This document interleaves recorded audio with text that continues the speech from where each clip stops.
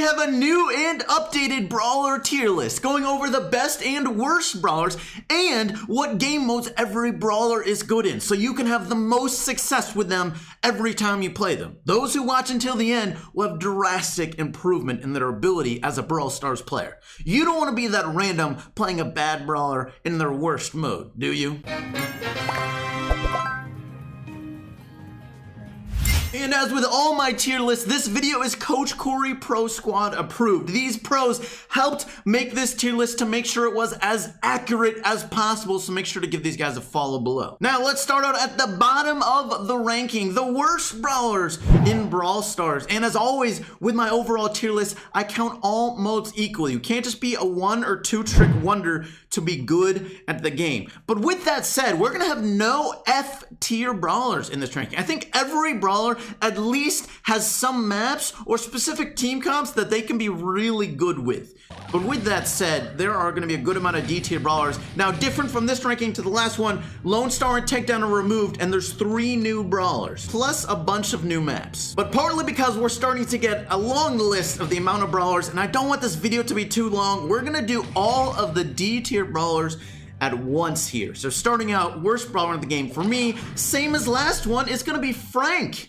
And same as last one, second worst brawler is going to be Jesse, but it goes on Colt, who got his 2 best modes removed in Lone Star and Takedown. He's now one of the worst brawlers in the game. Crow as well really doesn't have many modes. Crow is that great in and not a very good meta for Crow. A lot of the brawlers introduced, Crow is not very good against. Next up, Dynamite, one of the worst brawlers in the game for a long time, really struggling, definitely useful in heist and specific maps that have a lot of walls, which throwers can be good on. Otherwise, Dynamite really struggling. Nita as well, not in a great place. Definitely has uses, not a horrible brawler, but definitely nowhere close to being a strong brawler. And the last brawler in the D tier at 27 is Mortis, who has been struggling for a long time as well. Certainly has his specific niches, can be really good with Coiled Snake versus low health brawlers who he can kill in a couple hits, but versus tanks he gets absolutely destroyed. There's a lot of metas and maps where Mortis is just really bad on. Alright, moving on into the C tier. These brawlers have at least 1 or 2 game modes that they're really good in, or if not, they're more of a well-rounded brawler with not horrible weaknesses usually. At 26, it's going to be Poco. Now, Poco is one of those brawlers who has a need to be in a very specific team comp. Poco can be really good with tanks.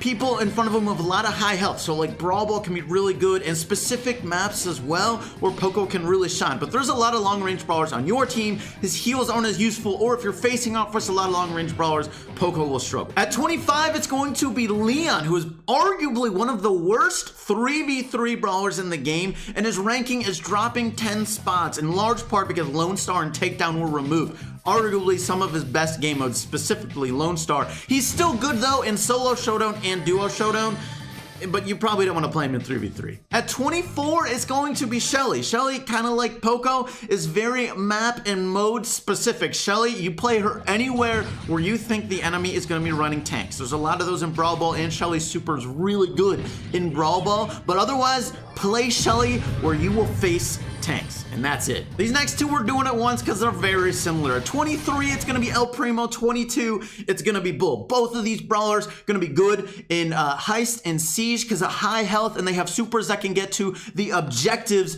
very quickly. Primo better in Brawl Ball than Bull because he's got the super that allows him to aim in specific places, which is great for scoring goals or knocking down walls or stopping someone defensively. Otherwise, they're tanks, right? You want to play them on places that have a lot of grass and walls where they can succeed. Otherwise, probably not good options. At 21, it's going to be Penny. Penny's got low health and low damage per shot. So the modes she's good in tends to be modes where cannon is really useful. So objective, long range, and then you're not moving up and down the map a ton. So like Siege can be great for collecting bolts and getting control. Gem grab as well. Also maps that are good for throwers tend to be good for Penny's cannon. But if you need a lot of burst damage, any mode like that, do not take Penny. All right, last brawler in the C tier at 20, it's Rico. Rico's one of those brawlers who's usable almost everywhere, but he's really not that great right now. He's just, for the low health that he has, he really doesn't provide enough of a threat. There's a couple maps with a lot of walls where Rico's bounce can be really useful, but if he doesn't have those walls, he's a pretty average or below average brawler. All right, now we're in the B tier. These brawlers are starting to get more well-rounded, but they still have definite weaknesses of maps or modes you don't want to play them on. At 19, it's going to be Barley. Of course, Barley, the thrower, he's going to be great in modes like Siege and Gem Grab, where you can control specific areas of the map with his wide range attack, and that can be really good. But if you need instant damage or you need high pressure, Barley is not your man. So really play Barley on thrower maps with a lot of walls or in those specific modes. At 18, we have our biggest riser compared to the last tier list, going up 9 spots, and it's Tara. Tara's rising for mainly 2 reasons. One, some of her worst modes, Lone Star and Takedown, got removed, so that's a big bonus. But 2, this is a really good meta for Tara. You're gonna notice in the top 10, there's only gonna be 2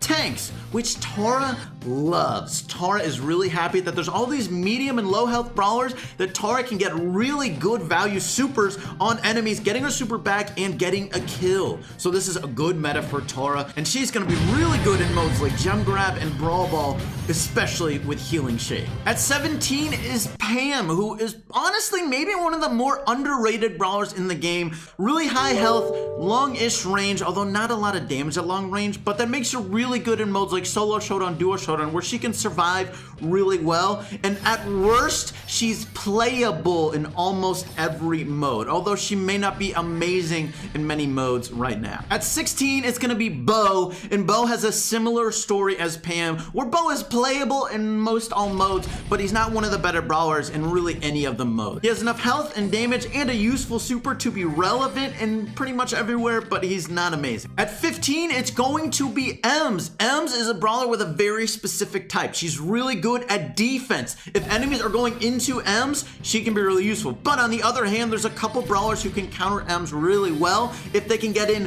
very close range, like any tank, honestly, and Mortis and Daryl especially. But a lot of the 3v3 modes allow Ems to use her normal attack well, especially on certain maps. At 14, it's going to be 8-Bit, who is falling 11 spots from the last ranking, the second biggest drop.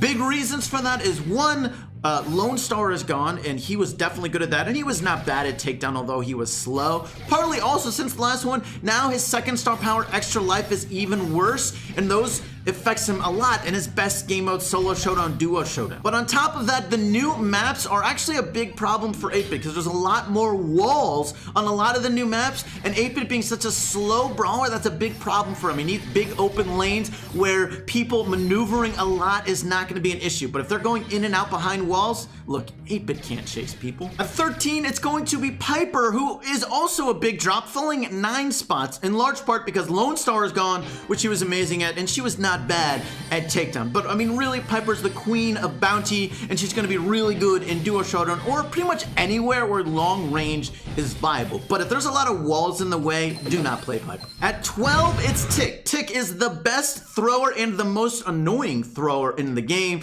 but he's also not the most consistent, which is why he's not much higher than this. He definitely has a lot of places useful, like anywhere with walls, but he's also just a generally annoying brawler with his incredibly long range attack that is hard to avoid, although admittedly, you never know where it's going. So while he doesn't know if he's gonna hit you, neither do you.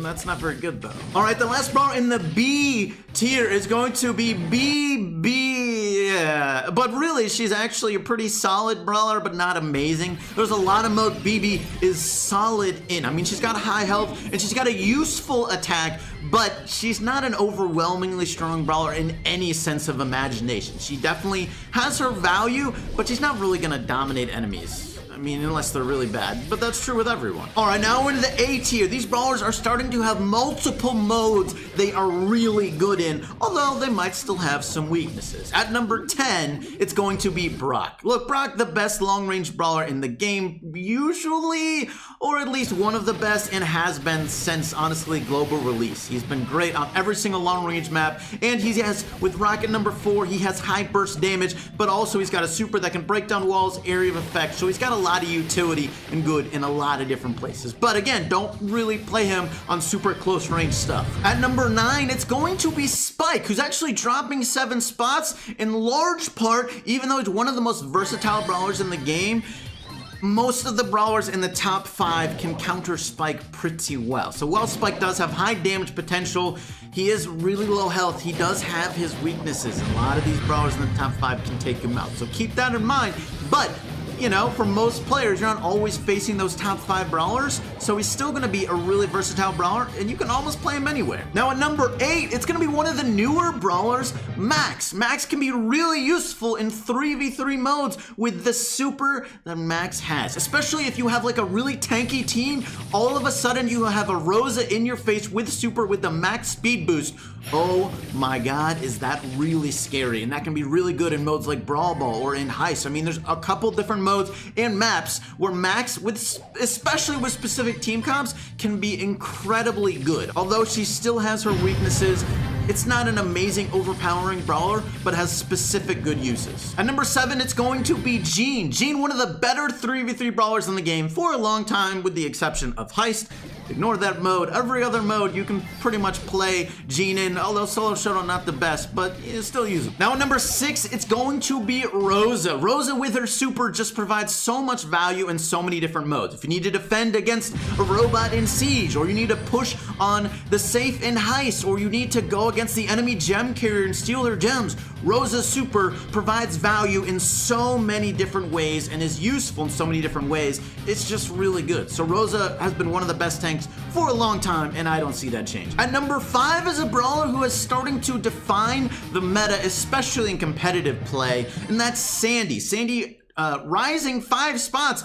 In large part of these maps are really good for Sandy, providing really good value for a lot of damage and shots while not taking too much damage. But Sandy's super just provides so much value in pretty much every 3v3 mode and works with a variety of different team comps. So Sandy is a really good brawler, although is a bit dependent on your team using Sandy super well. At number 4, it's going to be Carl. Carl, one of the more versatile brawlers in the game. He's got high health, he's got a decent range on his attack, and he's got decent damage. Plus, with his super, he can have crazy speed and map movement. Plus, with protective pirouette, he can dish out a lot of damage and not take much damage. So Carl can go after the matchups that he wants. That makes him really easy to put in on almost any team comp and the majority of most maps. Although if it's very long range, you probably don't want to play Carl, but he can still be usable. All right, now we're in the S tier. These brawlers are maybe overpowered, but at the least, they're good in almost every game mode. They're very versatile and highly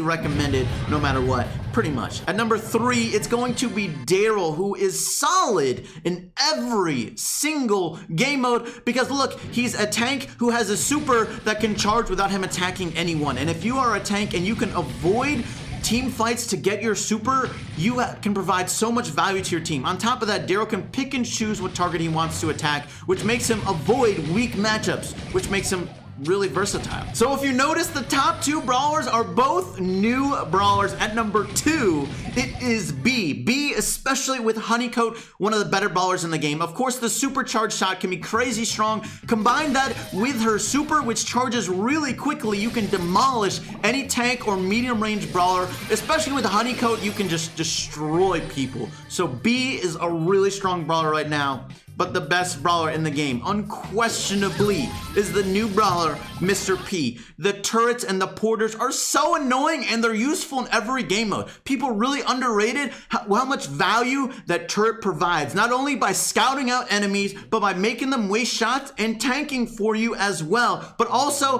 the first star power allows Mr. P to have such a long range, attacking over walls and dealing decent damage. Mr. P is the best brawler in Brawl Stars. If you enjoyed this, make sure to check out other great and useful tier lists over there to help you become a better Brawl Stars player. That is going to be it for today's video though. Thank you so much for watching. I do hope you enjoyed, and I'll catch you later.